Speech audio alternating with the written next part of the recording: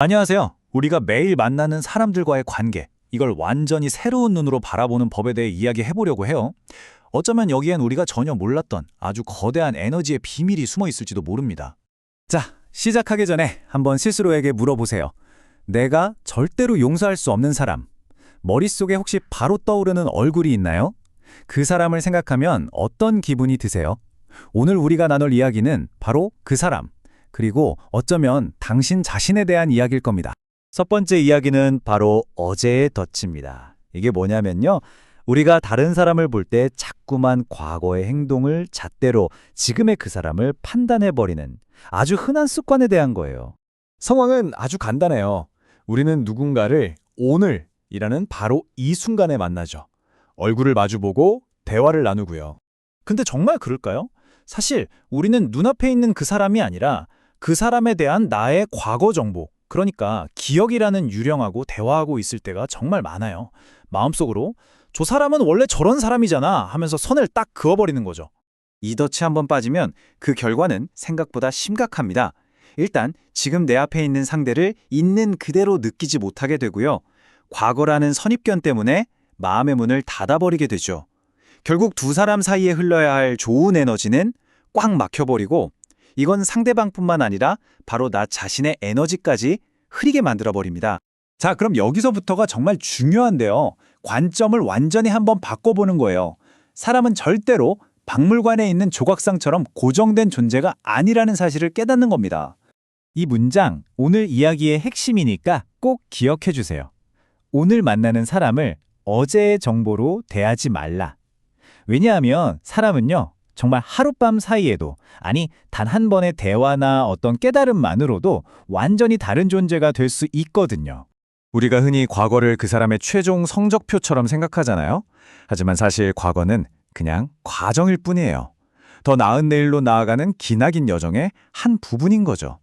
어제 그 사람이 오늘의 그 사람과 똑같을 거라고 단정할 수 없는 이유가 바로 여기에 있습니다. 이 흐름을 한번 보세요.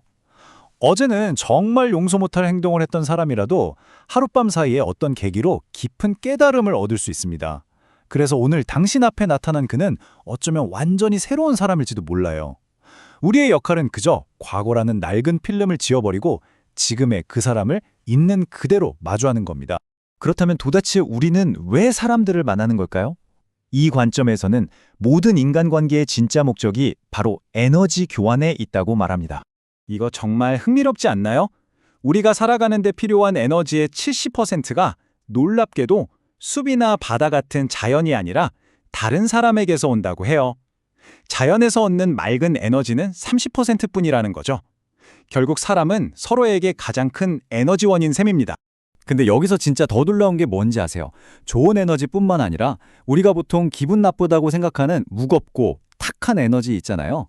그것조차도 사실은 우리를 성장시키는 가장 강력한 자원이 될 수 있다는 겁니다.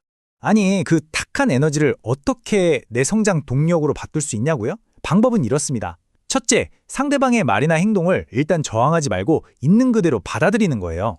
둘째, 아, 이것이 나를 성장시킬 기회구나 라며 감사한 마음으로 바라보는 거죠. 바로 그 순간 그 무겁고 탁했던 에너지가 내 안에서 정화되면서 훨씬 더 맑고 강력한 힘으로 바뀐다는 원리입니다. 이게 좀 추상적으로 들릴 수 있으니까 아주 구체적인 예를 하나 들어볼게요. 이름하여 사기꾼의 숨겨진 선물이라는 이야기입니다. 자, 한번 상상해보세요. 누군가에게 사기를 당해서 정말 큰 돈을 잃었어요. 너무 억울하고 분한 마음이 들겠죠? 바로 이 순간 당신 앞에는 아주 중요한 두 갈래 길이 놓이게 됩니다. 첫 번째 길은 원망의 길이에요. 사기꾼을 미워하는데 내 모든 에너지를 쏟아붓는 거죠. 그러면 바로 내 코앞에 온 좋은 기회조차 보지 못하게 됩니다. 결국 교훈을 배우지 못했으니까 비슷한 일이 또 반복될 수도 있어요. 하지만 두 번째 길, 바로 이해의 길을 선택하면 어떻게 될까요? 아, 저 사람이 나를 깨우쳐주러 온 스승이었구나 라고 관점을 바꾸는 겁니다. 그 혹독한 가르침에 감사하는 순간 지혜가 생기고 잃었던 건 금방 회복되고요. 더는 그런 사람이 내 인생에 나타날 필요가 없어지는 거죠. 자, 그럼 이 모든 이야기가 결국 어디로 향하는 걸까요? 바로 받아들임의 힘입니다. 이것이야말로 내 성장의 주도권을 온전히 내가 쥐는 방법이죠. 이 문자는 처음 들으면 좀 싶을 수도 있어요. 우주는 당신에게 상대를 향해 화낼 권리를 주지 않았다. 이게 무슨 말이냐면 상대가 나에게 잘못할 권리는 있을지 몰라도 내가 그 사람을 미워할 권리는 우주가 나에게 주지 않았다는 뜻입니다. 핵심은 이거예요. 나에게 상처를 준 사람은 어쩌면 내 성장을 위한 숙제를 던져준 스승일 수 있다는 겁니다. 내가 그를 미워하는 순간 나는 그 숙제를 풀지 못하고 과거라는 감옥에 스스로 갇히게 되는 거죠. 반면에 그 경험을 나를 위한 교훈으로 받아들이는 순간 나는 비로소 자유로워지고 성장하게 됩니다. 결국 내 삶의 모든 것은 바깥에서 일어나는 사건이 아니라 그걸 대하는 내 안의 태도에 달려있는 겁니다. 오늘 이야기를 마무리하면서 마지막 질문을 하나 던질게요. 여러분의 삶에서 내일 처음으로 만나게 될 사람은 누구인가요?